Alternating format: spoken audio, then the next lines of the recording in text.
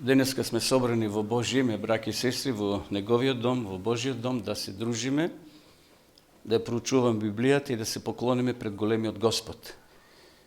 Еве, помина овие 3 месеци во ова календарска година, 2021.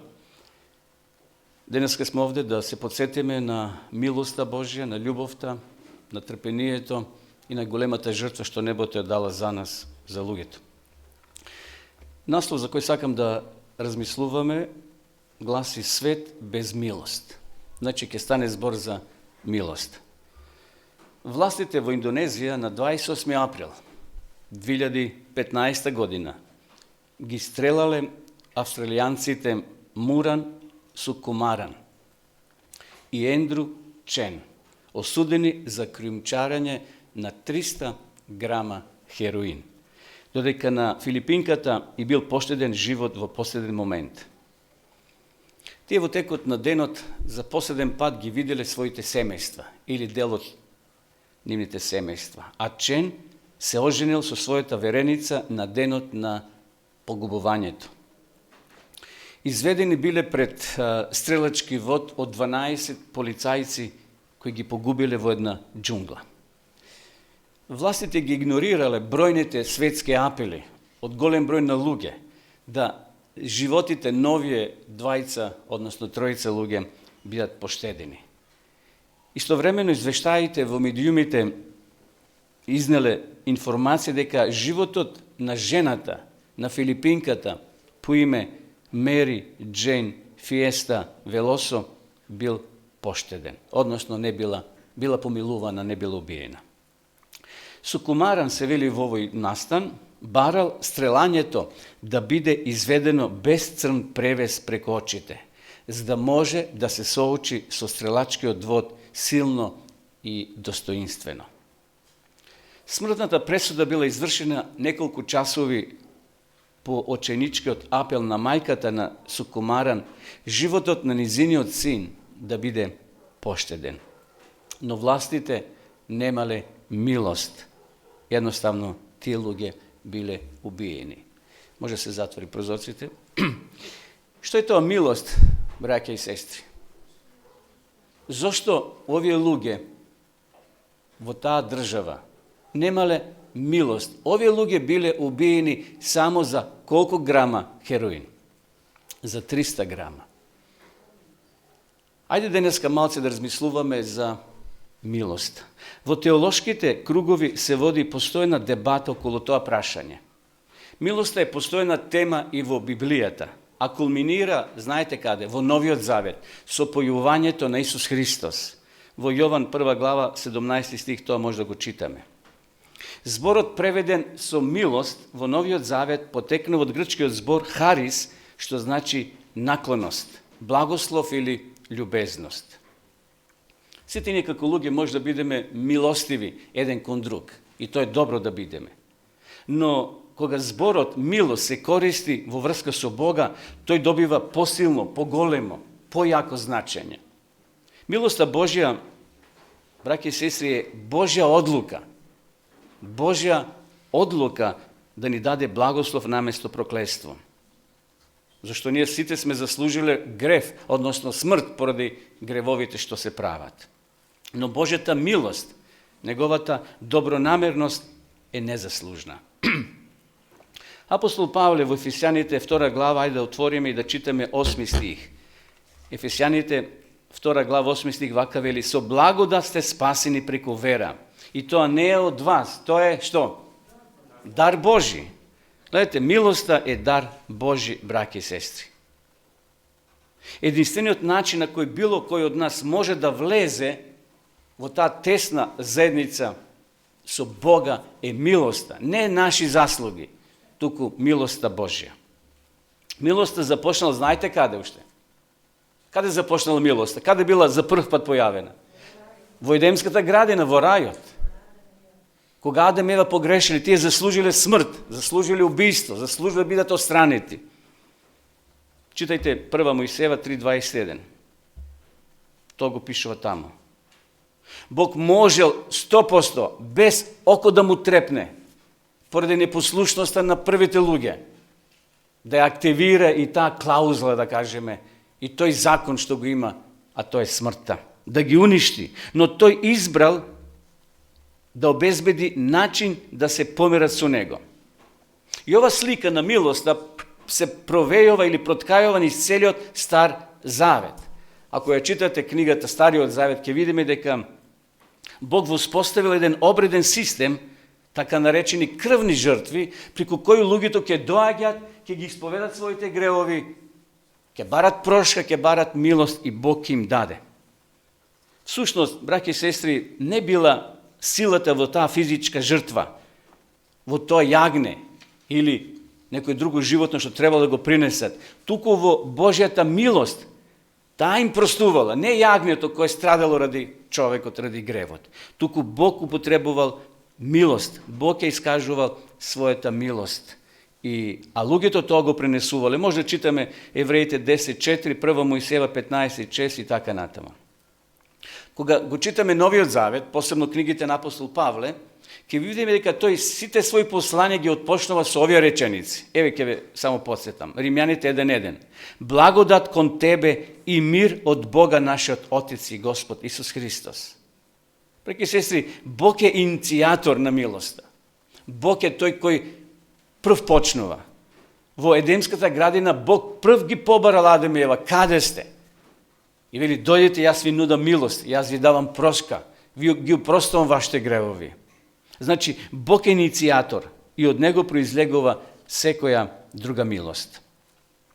Освен милост, Бог покажува и милосрдност. Иако на прв поглед милост и милосрдност се исти, но не се исти. Постои мала разлика, што е тоа милосрдност, а што е тоа милост.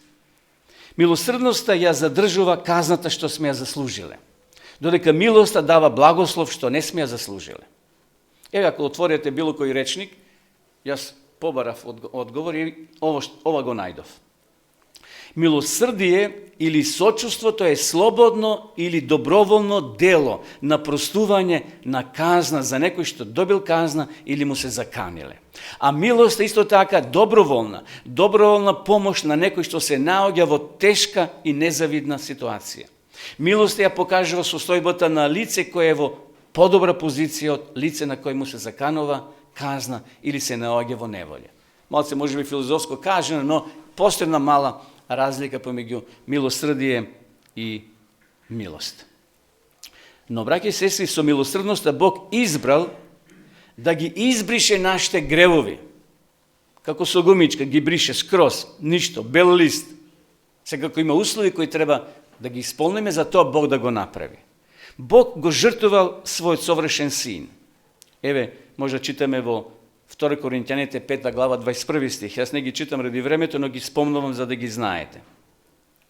Понатаму, тој оди подалеку од милосрдноста. Тој ни дава милост на своите непријатели, Римјаните 5.10. Тој ни нуди прошка, апостол Павле вели во Евреите 8.12. Помирување, Колосјаните 1 глава 19 и 20. Изобилен живот, Јован 10.10. Вечно богатство, Лука 12.33. И неговиот Свети Дух, Лука 11.13. И на крајот Бог ни нуди едно совршено место, а тоа е рај. Јован 3 глава од 16 до 18 стих. Но кој ќе добие се ова што го наброив? Они кои ја прифатиле неговата жртва и ја положиле својата вера во неговата жртва. Овде пред нас се овие символи. Тука е чашата и лебот, вино, гроздов сок. Символ на Христовото тело и символ на Христовиот живот, на Христовото тело, на Христовата крв која била пролеена за нас. Значи, ако тоа го прифатиме со вера и ако се покаеме за она што сме го сториле, Бог се брише. Бог ги фрла нашите слабости, нашите гревови во длабините морски. Апостол Павле, браќи и сестри, пишува во своите послани и вели: сите сгрешија. И што сторија? Ја изгубија славата Божја. Значи, никој од нас не успева да живе според своите очекувања, ниту според очекувањата на нашите обкружувања. А уште помалку сме кадри, сме способни, браќи и сестри, да живееме според Божите очекувања. И затоа кога ќе направиме некој погрешен чекор, кога ќе направиме некој престап, некој проблем во животот, ние тогаш се чувствуваме ожалостени, отфрлени, се чувствуваме дека сме безвредни, дека никој не прифаќа. Кога Адам и Ева погрешиле, каде се сокриле? Таму далеко никој да не ги види. А Бог дошол на тоа закажено место и вели: каде сте, Адаме? Каде сте, Ево? А тие вели: тука сме. Знаете како едно мало дете ќе скрше некој чинија дома и се крие, бега, да не го види некој. Павле вели: сите ние сгрешивме и изгубивме славата Божја. Луис Смедес, човек кој живеел од 21 година, од минатиот век бил роден, до 2002 живеел, бил познат христијански автор, етичар и теолог. Тој бил професор на теологија и етика 25 години на богословскиот семинар Фулер во Пасадена, Калифорнија. Значи, човек со реноме, човек со искуство, и еве што запишал тој во својата книга Срамота и милост. Вината не беше мојот проблем. Она што ми пречеше пред се беше чувството на безвредност, чувството на срам, што не можев да го поврзам со некој специфичен грев за кој би бил виновен. Она што ми требаше повеќе од помилувањето беше сознанието дека Бог ме прифаќа, ме сака, ме штити, ме држи блиску, дека сум му потребен и дека никогаш нема да се откаже од мене. Дури и ако не е многу импресиониран од она што го има во раката. Смедес, истиот тој господин, професор, продолжува и вели дека трите најчести извори на таков срам се чувството на безвредност. И сега јас ќе ги спомнам, а тој ги пише во својата книга, 3 најголеми проблеми кои предизвикуваат кај нас очај, разочарување и некои дури постигнување по својот живот се следниве. Прво, секуларна култура. Второ, безмилосна религија и родители кои не прифаќаат. Што е тоа секуларна култура? Тоа е секојдневниот живот кој го живееме во овој свет. Денеска човекот, овој свет вели, мора да изгледаш добро, да се чувствуваш добро и да правиш добро. Кога одеме ние на пазар, кога одеме во продавница, кога одеме на забар, кога одеме на лекар, какви сме? Се облекуваме, така? Што сакаме со тоа да направиме? Да изгледаме надворешно добро, да не прифати овој свет. Тоа е таа секуларна култура. Едноставно, ако не си прифатен од општеството, од друштвото, ти се чувствуваш осамен, повлечен, како никој да не те приметува. Без милосна религија вели дека мора да се покоруваме на словото на законот и ако не го сториме тоа, ќе бидеме отфрлени за секогаш. Си направил некој престап во животот. Припаѓаш во некоја одредена религија или црква или заедница. И вели, еве ја таа, еве го тој. Знаете, ние сме подготвени да пружиме прст кон другите наместо кон себе. И она третата категорија или третиот чекор, односно третата група на луѓе, а тоа е родителите кои не прифаќаат. Знаете, има родители кои велат: срам да ти е, ќерко, срам да ти е, сине. Како можеше да направиш такво нешто? И во сите овие 3 извори никогаш не наоѓаме поддршка и милост, браќи и сестри. Знаете што? Уште во предучилишна возраст, уште во градинка кога децата ги носиме, децата се тестираат, така? А потоа се класифицираат во напредни, во нормални и она третата група како ја викат? Бавни или забавени. Од тогаш па понатаму ние добиваме оценки кои покажуваат кои се нашите достигнувања во математиката, во литературата, во науката, па дури и самата социализација. Постојано некој не рангира на кој ранг сме, на кое скалило сме.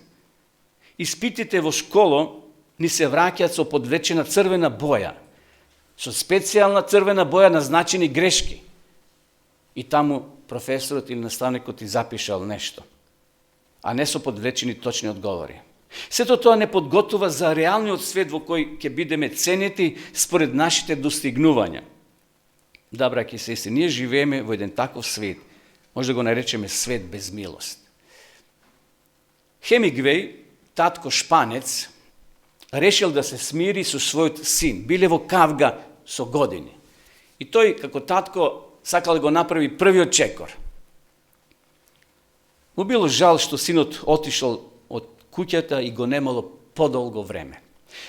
Таткото решил да отиде во дневниот весник Ел Либерал и го објавил следниот оглас. Слушайте добро. Пако, пишувало во огласот, ајде да се сретнеме во хотелот Монтана во вторник напладне. Се ти е простено, твојот тато. Огласот излегол следниот ден. Инако името Пако е многу често име во Шпанија, како овде кај нас, кој име е? Ристе, да кажем. И таткото Хемингвеј отишол во Мадрид. Кога дошол на плоштадот во Мадрид, таткото наишол на 800 млади момчиња по тоа исто име, кои ги чекале своите татковци да се помират. Браќи и сестри, зашто се гладни денеска луѓето? За леп, за вода или за милост? 800 дечиња, момчиња, под истото име Пако, кога го прочитале огласот, не знаеле кој е тој татко. Кој е тој татко што го бара својот Пако да се сретне. На овој свет му е потребна милоста Божја. Една организација во Лос Анџелес организирала телефон за исповед. Знаете, кај католиците постои исповед на уво, кај свештеникот, но еве ова организација организирала телефон за исповед, телефонски сервис кој им овозможува на оние кои ќе повикат да ги признат своите грешки за трошоците за еден само телефонски повик, ако трае 1 минута или 30 секунди. И во таа анкета еве што пишува.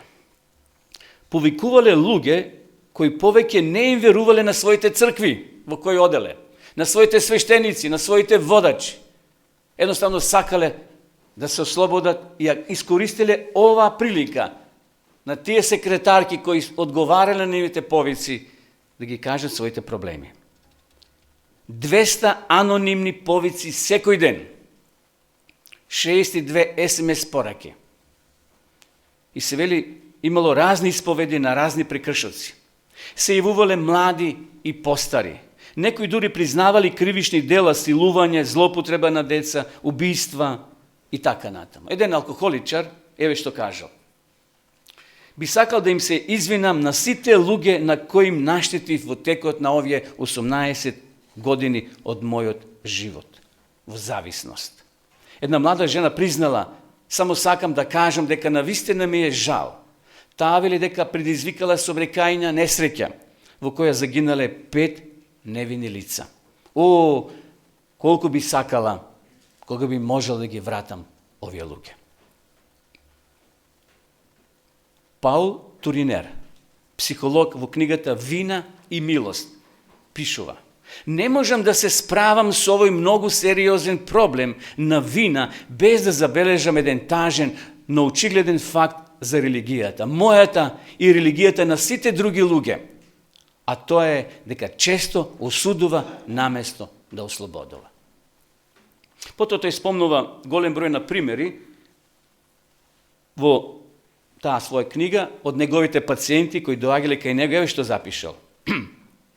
Вели, човек кој го притиска чувството на вина или некој стар грев, е жена која не може да го тргне од умот тоа што го направила, како например абортус пред 10 години. Оно што навистина го барат пациентите, вели Туринер, е милост. Сепак во некои цркви тие се сочува со срам, осуда и закана дека ќе бидат казнети. На кратко речено, пишува Туринер, тие очекуваат милост во црквите, но честопати наидуваат на немилост. И сега еден подрастичен пример. Една жена, која се развела пред известно време, стоела во ходникот на низината црква, со својата 15 годишна керка. Така додека стоеле, се приближиле на постара госпоѓа, сестра, верничка од таа местна црква, од таа локална црква, застанала, ја погледнала во очи и еве што ја кажала. Слушнав дека се разведуваш. Оно што не можам да го разберам е тоа. Ако ти го сакаш Исуса, а слушнав дека и тој го сака Исуса. Како е тогаш можно вие тоа да го направите? Инаку ова постара сестра никош порано не и кажала збор на оваа жена, ниту зборувала со неа, ниту името и го знаела. Но низиниот груб прекор во присуство на низината керка ја запрепастила оваа жена. Ја што кажела оваа помлада госпоѓа. Само таа да ги ставеше рацете околу мене и да ми речеше жал ми е. Се ке беше подруго. Тоа ќе беше за мене голем благослов и утеха во овие тешки мигови за мене. Браќи и сестри, еве ги спомнав тие неколку примери кои се од секојдневниот живот. Зошто сме ние луѓе такви? Ние кога анализираме Бога каков е, сосема подруг него ние како луѓе. Условите за добивање на милост се едноставни, праведни, разумни. 3 работи да ги запаметиме од ова размислување. Условите за Божјата милост се едноставни, праведни и разумни. Но ние како луѓе понекогаш толку ја комплицираме милоста, што многу луѓе имаат лошо мислење за Бога. И кога ќе го споменеме Бога дека милост вели не, фала, благодарам за таквиот Бог. Зошто ние го представуваме Бога како тиранин кој е тука со ножот подготвен да сече и добива. Господ не бара од нас да се измачуваме за да ни ги прости гревовите. Не мора да одиме на долги или заморни поклоненија или да вршиме мачни покори за да му ја препорачиме нашата душа на небесниот Бог или да ги окаеме нашите престапи. Туку Библијата вели, оној кој признава и го остава својот грев, што добива? Милост. Признава и остава. Апостол Јаков вели во неговото послание во 5 глава во 16 стих: исповедајте си ги гревовите еден на друг и молете се еден за друг за да оздравувате. Значи, ние пред се треба да ги признаеме нашите, моите, твоите, нашите гревови на Бога или пред Бога, за тој да не ги прости. Но овде вели, признавајте си ги грешките и еден на друг. Ако сум го навредил пријателот, соседот, треба да ја признам својата грешка. А негова должност е, должност на тој од кого барам прошка да ми прости од срце. Потоа треба да бараме прошка и од Бога. Зошто? Затоа што ако сум го ја повредил братот, а братот е чија собственост? Божја, сите ние сме Божји деца. И кога ние грешиме еден против друг, ние грешиме против Бога, браќа и сестри. И затоа таквиот случај едноставно ние го представуваме пред единствениот посредник помеѓу небото и земјата, тој е нашиот првосвештеник Исус Христос, како што вели Павле во Евреите 4:15. Но сепак сакам да спомнам, не смеме да ја злоупотребуваме, браќа и сестри, милоста Божја. Ајде да дојдеме малце подлабоко и да читаме во 2 Мојсеева 34 глава 6 и 7 стих вака вели: Јахве, Јахве, Бог е дарежлив, обратете сега внимание, дарежлив, милостив, бавен на гнев, многу милостив и вистински. Им покажува милост на илјадници и сноси беззаконие, греф и престап и не го остава виновникот неказнет. Многу е лесно сега од овој стих они кои се поборници за милоста да влечат на ова страна, а оние другите кои се за осуда да го влечат вториот дел. Ете, Бог казнува, не ги остава неказнети. Многу е опасно, браќа и сестри, или лесно е да се измеша милоста и љубовта. Сепак милостивата личност не е личност која и се насмевнува на гревот или на престапот на законот. Овие стихови ја опишуваат внимателната рамнотежа што владее во Божјот карактер. Бог многу внимава, многу се чува да не превагне едната или другата страна. Значи, едноставно, овие стихови ја опишуваат внимателната рамнотежа што владее во Божјот карактер помеѓу нежното сочувство кон грешниот и цврстата Божја одлука што треба и како да се односи кон оној кој прави грев. Тука се соочуваме со Бог кој е отеднаш љубов, а од друга страна го гледаме Бог кој е совршено праведен. Бог кој совршено се држи до принципите, а сепак е подготвен да биде милостив кон оние кои се гладни и жедни за подобар живот. Овие 800 млади деца кои дошле во центарот на Мадрид, зошто дошле? Zato što bile gladni. Защо биле гладни тие луѓе? Тие биле за подобар живот, за милост, чекале прошка од татковците кои би дошле. Секој мисли дека неговиот татко го дал тој оглас, а паковци имало многу. Исус рекол во Откровение 3.19, на кого ја упатил ова порака? Што пише во Откровение 3.19? До која генерација? Лаудикеја. Еве што пишува. Јас ги укорувам и казнувам оние кои ги љубам, затоа биди ревносен и покај се. Преки сестри, Бог не сака премногу за да ни овозможи да живееме живот што не уништува. Живот што ја подкопува мојата среќа, но и среќата на оние околу нас. Тој го сака најдоброто за нас. Тој се грижи доволно за нас. Има право да не укори, да не грешиме, да се поправиме. Сепак овие прекори се во служба на неговата милост. Само луѓето кои не се грижаат, може да кажеме за своите деца, им дозволуваат тие деца да растат како мали дивјаци. Кој од нас, како родители кои сме имале мали деца или имаме, дозволува сега детето да удара по прозорецот, да го отвара и само што не паднало? Дали детето, дали родител би гледал вака ладнокрвно? Не, би викнал ако гледа дека детето е во опасност. Би реагирал. Значи, едноставно, таквата равнодушност може да се прогласи дека не е милост или благодат. Милоста многу се грижи за блиските, за оние кои се на патот на животот. И затоа, браќа и сестри, потикнете од таа милост, ние треба да се грижиме за нашите соседи од љубов. Во известна смисла, милоста е состојба на нашиот ум. Состојба обележена со интерес за другите. Тој е доволен, може да кажеме, интерес за љубов кон луѓето и нивно простување во Христовиот дух. Никој од нас треба да сватиме дека немаме вредност. Ние сме на обична нула. Но ако ставиме единица пред таа нула, ние вредиме десетка. Никој од нас нема никаква вредност сами по себе.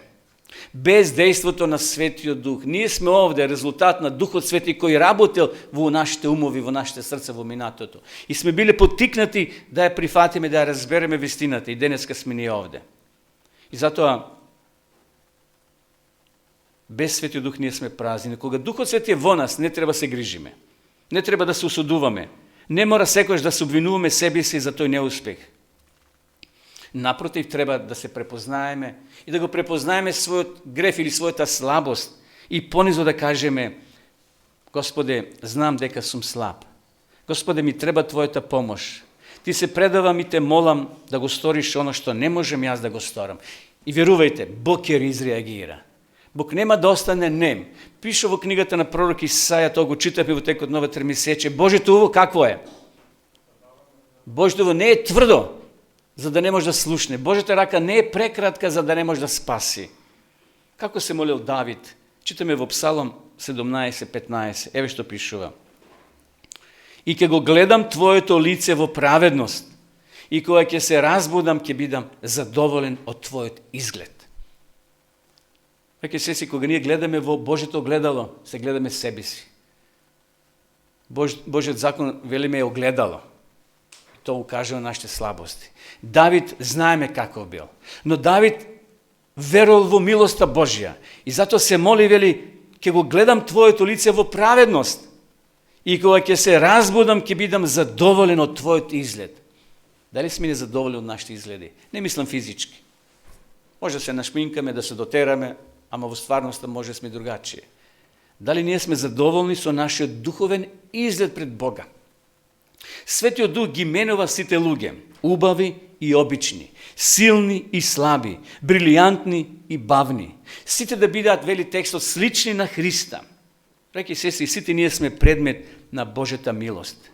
Сите ние ќе доживееме мир на душата на тој славен ден кој ќе се разбудиме и ќе бидеме како Него. Тоа била молитвата на Давид.